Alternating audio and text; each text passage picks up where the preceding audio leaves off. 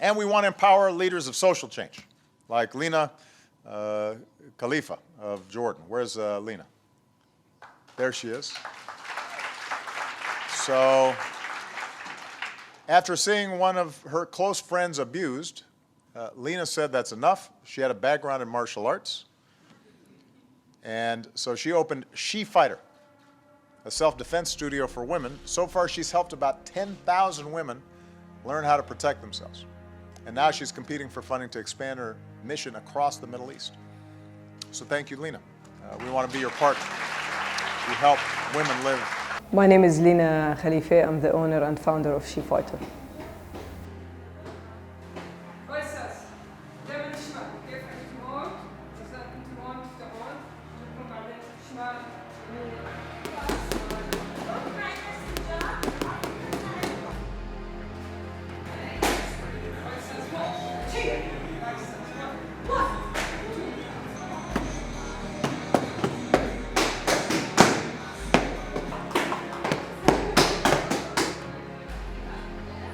Back at the university, a friend of mine got beaten up badly by her brother and father, and every time she came to university, she had bruises on her face.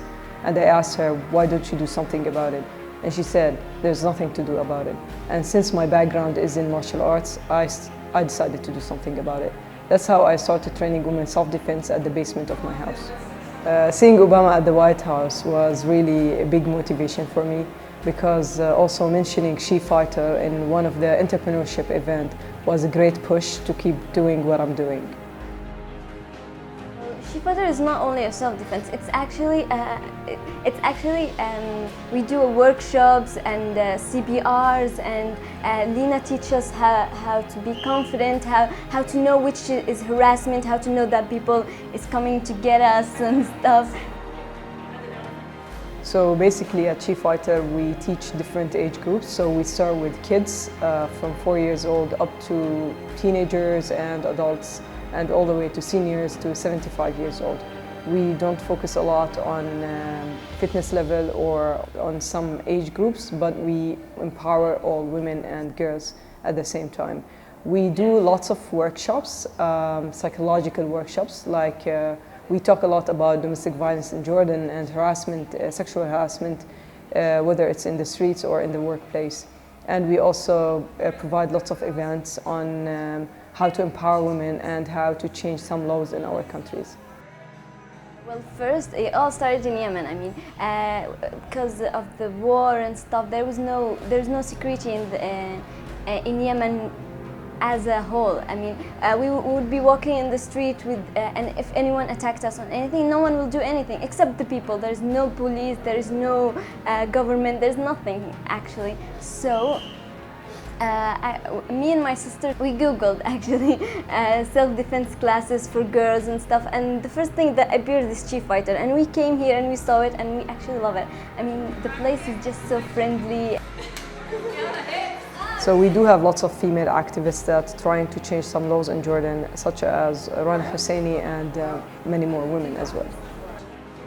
When I came back to Jordan in 1993, in September, I was appointed as the crime reporter for the Jordan Times. And shortly afterwards, I came across a very sad story of a 16-year-old schoolgirl who was killed by one of her brothers because another brother raped her. This is not a daily occurrence in Jordan, but this is what pushed me back then to further investigate this issue, because I was shocked when I went to investigate the case that this woman was a victim maybe 5 or 6 times in her short lifespan.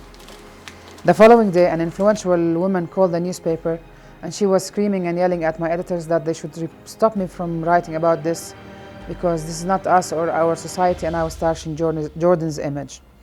So I became even more enraged, and I decided that I want to report each and every case I read about or hear about, because at that time this issue was taboo. Many issues were taboo and were not reported in the Jordanian Arabic press. And so this is how it all started, and I thought at that time that I wanted to be the voice of these women. I wanted to talk about this issue constantly, because I felt that people needed to know, And the newspaper, of course, the editors-in-chief and most of my colleagues were supportive of this issue, and they supported me with this endeavor.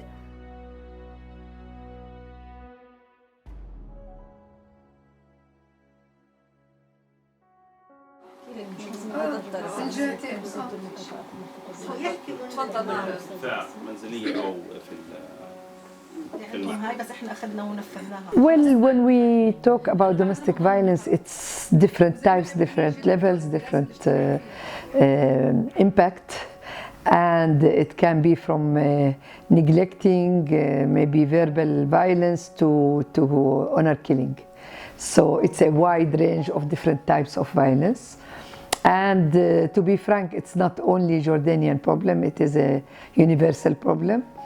And historical problem as well. So generally and universally, it is 1 out of 3 women examine once type of violence. So I don't think that Jordan will be the exception. What we missed is a national survey in Jordan to examine the facts in a more credible and more scientific way.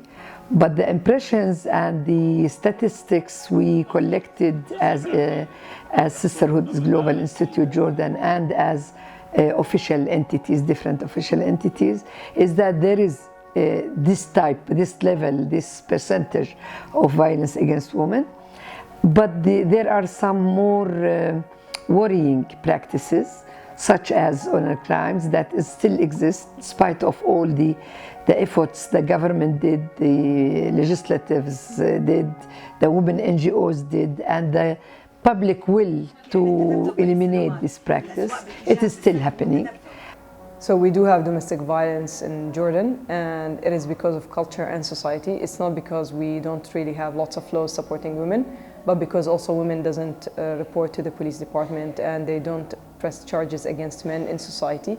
And we need to solve this by empowering women through self-defense to stand up for their rights.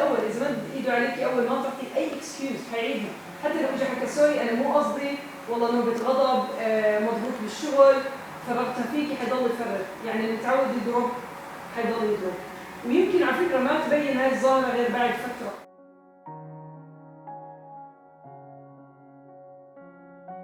العنف موجود بالأردن كونه إنه مجتمع ذكوري أو فهم الدين الغلط، وممكن يكون عندنا الجانب الاقتصادي كتير يكون فعال على هاي الناحية.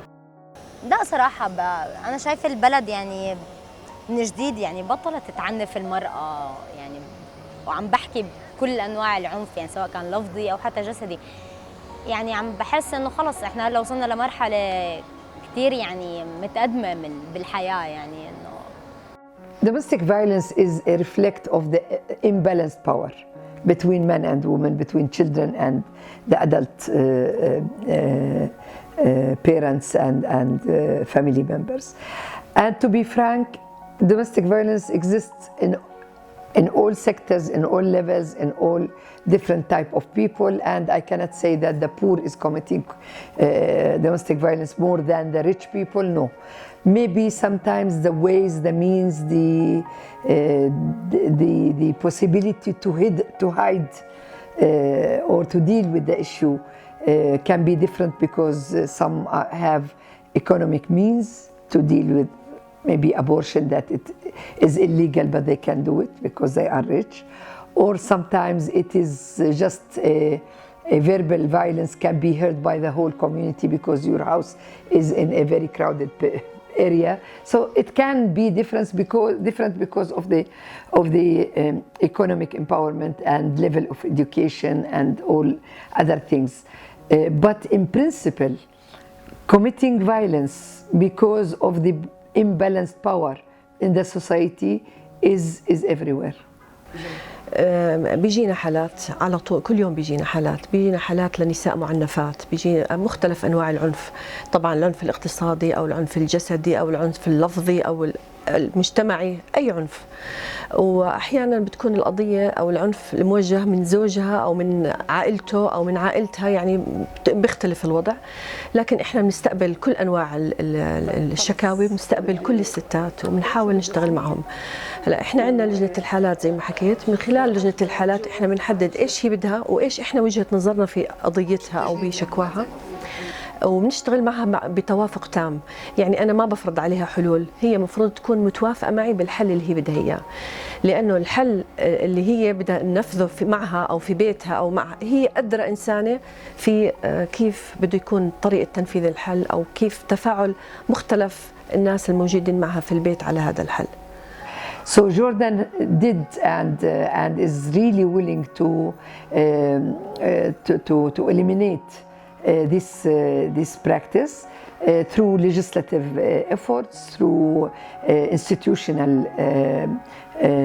specialized agencies like Dar al-Wifaq, for example, like the Family Protection Unit, like the Family Council, Jordanian National Commission for Women, Ministry of Social Development, and NGOs such as SIGI, where we are trying to provide victims and possible victims, those who are threatened by being victims. We are trying to support them in all means and ways.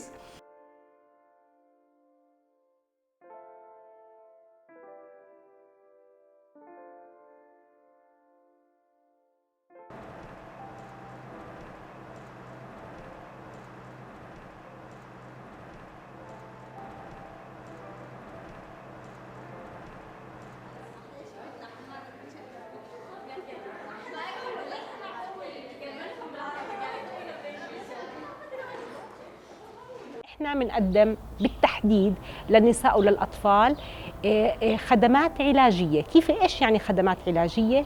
فعليا احنا عندنا مجموعه من الاخصائيين المؤهلين ومدراء الحاله بيقوموا على تحديد احتياجات كل حاله، وبيقدموا لها الدعم النفسي المطلوب، سواء كان من إرشاد فردي أو إرشاد جماعي، أو بيتم إحالة الحالة إذا كانت محتاجة طبعاً لخدمات أخرى مع مؤسسات شريكة مختلفة. في عنا ضعف بالوعي تجاه الخدمة النفسية الاجتماعية أو حتى تجاه المراكز اللي بتقدم هاي الخدمة. مجتمعاتنا العربية بشكل عام هي مجتمع غير متقبل 100% لفكرة الخدمات النفسية لما بتخص المرأة وزوجها، لما بتخص عم نحكي الإرشاد الأسري أو الزواجي، عم بيكون في رفض صراحة بعض الأحيان بأنه هذا زوجي كيف بدي أروح أشكي عليه، ممكن يطلقني، ممكن يضربني، ممكن يقتلني، ممكن يكون درجات الخطورة نحن طبعا بتواجهنا بمستويات مختلفة أحيانا منهم. برضو في سيدات بتقولك أنا يمكن اللي يوقف بوجهي أهلي، أسرتي، إخواني، كيف بدهم يحكوا هيك، عيلتي بدها تقول إنه بنتنا طلعت وشكت وحكت واعترضت، مش إشي مقبول اجتماعيا عند بعض الفئات أو الشرائح بالمجتمع. هذا الشيء عم بيكون سبب تاني ممكن يكون السيدة نفسها تعودت وفكرت إنه هذا الشيء عادي، تكون أصلا الخلفية الاجتماعية اللي أجت منها للأسف خلفية اجتماعية برضه مهينة أو مسيئة للمرأة، فهي بتكون وعيت على الدنيا بأنه هذا أسلوب للتعامل مع المرأة، فكرته إشي طبيعي، نشأت على هذا الإشي، ولما راحت على بيت زوجها ولقت نفس العنف، نفس الدرجات من الإساءة، اعتقادا منها بأنه إشي طبيعي، فبتفضل الصمت وإنها ما تروح تشكي أو إنها مثلا تبلغ أي جهة. برضو في عنا نسبة من السيدات، وهي طبعا نسبة نادرة، ولكن في نسبة بتفضل إنه بتقولك مش مشكلة خليه يضربني، هو زوجي وأنا سامحت له، هو أساسا إذا مش زلمة ما بيضرب. كل هاي الأشياء الاعتقادات الخاطئة هي بتعود أساسا على التنشئة، ممكن تكون على الأغلب تنشأت هيك. الحالات الموجودة صعبة، يعني عادة النساء لما بيجوا على المركز فعليا وبيطلبوا المساعدة القانونية أو المساعدة النفسية، هاي بتكون لما تكون وصلت لآخر رمق، فبتكون حالتها صعبة جدا جدا، محتاجة لكل الدعم ولكل رعاية منا. عشان هيك الانفولفمنت أو التدخل النفسي والمهني اللي بيقدموه أخصائيين هو إشي مش عادي، مش طبيعي، لأنه بنحاول نساعد الستات لأقصى درجة بنقدر، لأنه بنعرف إنه إذا صابتها خيبة الأمل أثناء المساعدة فعليا هي ما رح ترجع. مش بس ما رح ترجع إلي أنا كمركز، هي ما رح ترجع لأي مركز تاني أو لأي استشارة قانونية تانية بتقدمها أي جهة غيري. فأنا بكون أحبطها إحباط شديد. عشان هيك بضلني أحاول لأقصى درجة أساعدها وأوصل معها لحد ما توصل لطريق الأمان، وهي إنها تتمكن إنها تقدر تحكي لا للإساءة، تقدر إنها تدافع عن حقوقها، تقدر إنها هي توقف على إجريها، تحصل على وظيفة، تقدر إنها تكون مؤهلة بالقيم وبالمهارات اللازمة، تكون قادرة ترعى أبنائها، تكون قادرة إنها تجرب تجربة جديدة بحياتها، تكون هي صانعة لقرارها، مش يكون مضغوط عليها من جهات ثانية. هذا بالمجمل الخدمات اللي بقدمها المركز. Well, it is not up for me to decide whether or not the law is treating this issue fairly or not. What I can tell you is that the legal community in Jordan is showing resilience and is showing open-mindedness when tackling this issue. The Ministry of Justice, the Ministry of Family Affairs are all following proactive steps in order to reform those parts of the law which some might call outdated.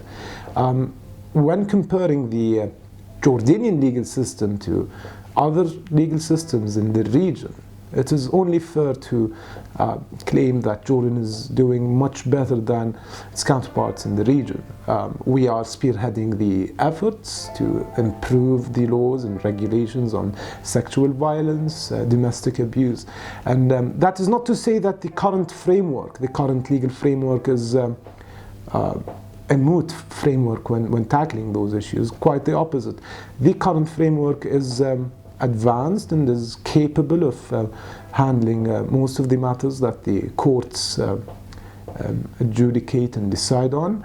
But of course, like all other legal systems, law tries always to keep up with society's changes, and the legal system in Jordan tries to keep up with those changes.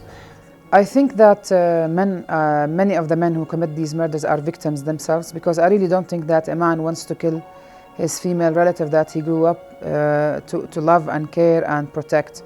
But I think that culture and wrongful cultural and traditional beliefs push these people or the families to push someone who is a normal person to become a killer, and sometimes they resort to assigning the task for minors who are under 18. They commit the act out of fear of, I think the key word is fear. The fear of what others would think of us, what would they think of their daughters, what would they... We have this problem in our society, but that people fear others. We live for others, not for ourselves. And that's a problem. And, you know, the majority of the people I interviewed, they told me that it's culture that pushes them to commit these murders, not religion. And I do believe that there is a highest awareness within the public that this is a practice we all should fight and we all should stand together against it. And I hope that the future years will see some real development, positive development, and real accountability. Lina did a great job when she specialized in this, and the role she's playing is also very important. And I hope that more and more women can benefit from these courses. I think Lina Khalifeh is doing an amazing job to empower women in her own way. I think it's a unique and new method that I haven't heard of until I met Lina. Anyone around us can be a victim of domestic violence and you are not aware about it. If you are one of them, just know that there is help and support in the community for domestic violence. I think that women should say no to violence in any stage. Don't accept, because if you accept it once, then you will be accepting it all the time. But then be aware that education and economic empowerment, self-confidence is essential and very important and precondition to allow you to make decisions and to be able to say no to a situation where you are suffering from domestic violence or any type of violence as well. I would like to tell to everyone who's abused or harassed and stuff that you should not give up with life and stuff. There is always some help. You can always start to learn how to protect yourself from a future thing. Don't just keep attaching to the past and stuff. We can actually protect yourself. Some people like Lina and She Fighter actually helps people to how to stand up for themselves. And every woman should really stand up for herself, because every woman should be the hero of herself.